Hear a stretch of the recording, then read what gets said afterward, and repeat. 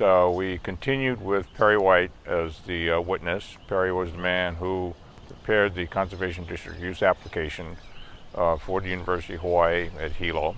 And his cross-examination continued for the entire day. And it is not yet completed, so I believe there are at least 3 more interveners who are entitled to cross-examine him.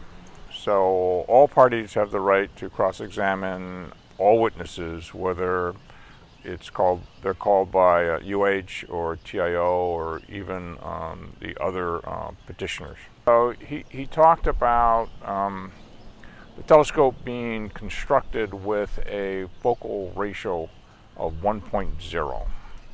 And so that shortens the distance between the primary mirror and the secondary mirror, and that makes for a much shorter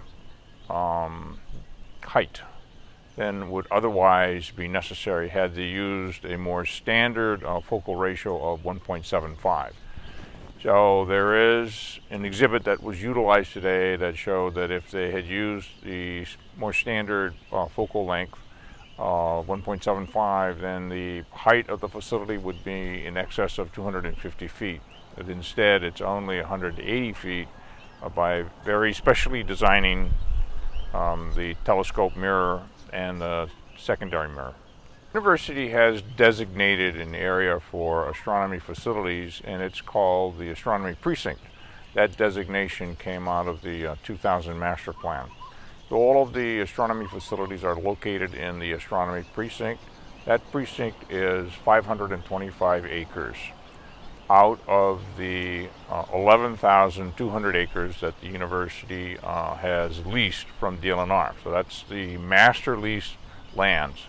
So it's a small percentage of those lands.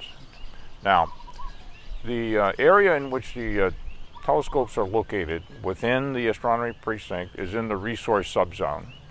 And the resource subzone has, as an allowed use, astronomy facilities like observatories with an approved master plan. So Mr. White covered that again today based on questions that were asked of him by interveners.